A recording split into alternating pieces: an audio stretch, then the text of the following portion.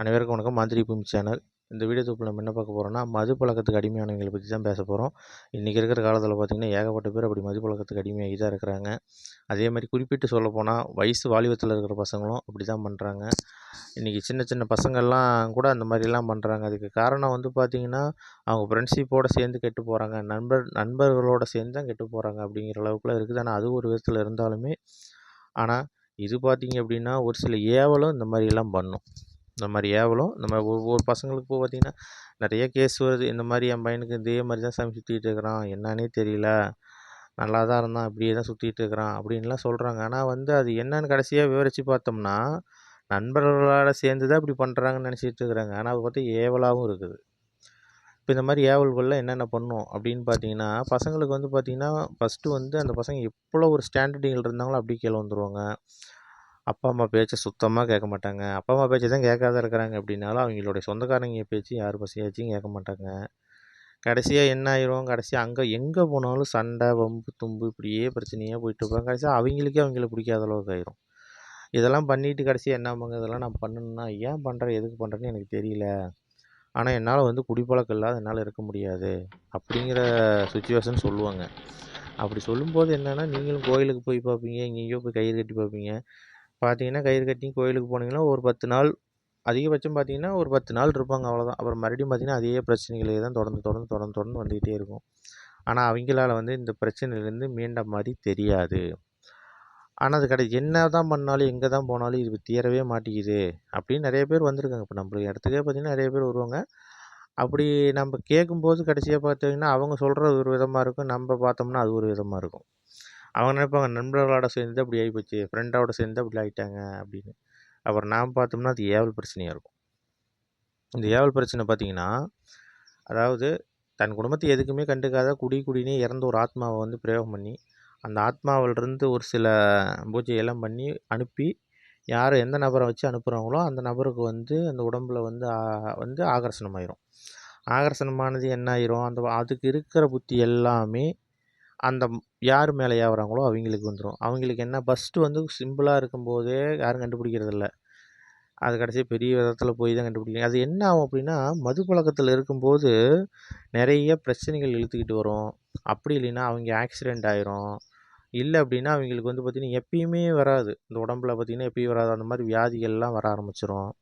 இது அதே மாதிரி ஒன்று சொல்கிறேன், நல்லா புரிஞ்சுங்க. ஒரு ஆத்மாவை ஒரு ஏவலுக்கு அனுப்புனாங்கன்னா, திடீர்னு ஒரு உடம்புல வந்து வியாதிகள் வருது அப்படின்னா, அது கட்டாயமாக பார்த்தீங்கன்னா அது ஏவலாக தான் இருக்கணும். இல்லை திடீர்னு ஒரு உடம்புல ஒரு ஏவல் அதாவது நோய் வரவே வராது.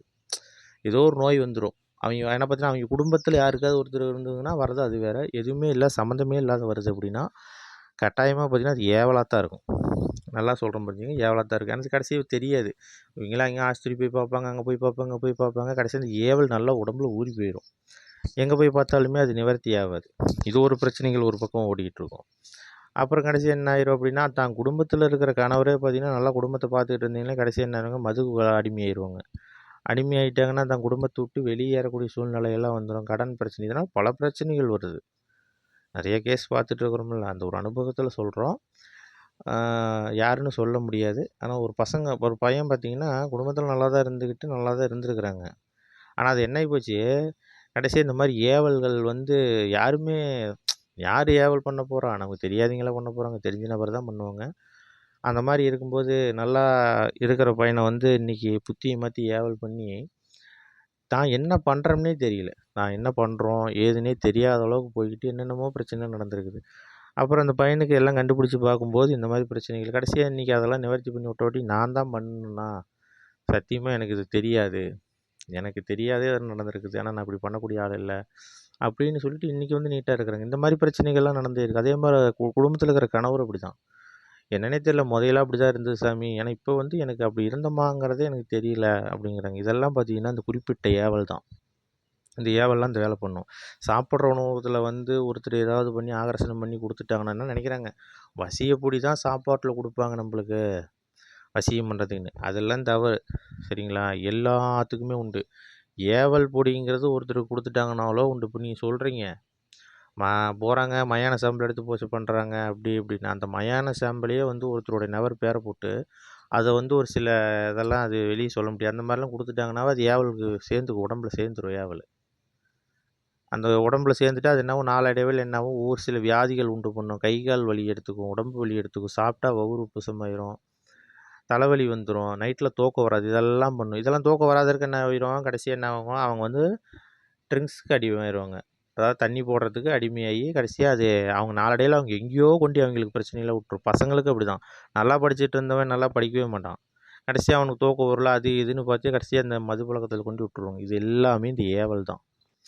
இந்த மாதிரி ஏவல் வந்து கட்டாயமாக வந்து நல்ல முறையில் வந்து பார்த்து நல்லபடியாக தீர்த்துக்குங்க. ஏன்னா நிறைய கேஸ் வருது. அதனால தான் இந்த வீடியோவே போடுறது.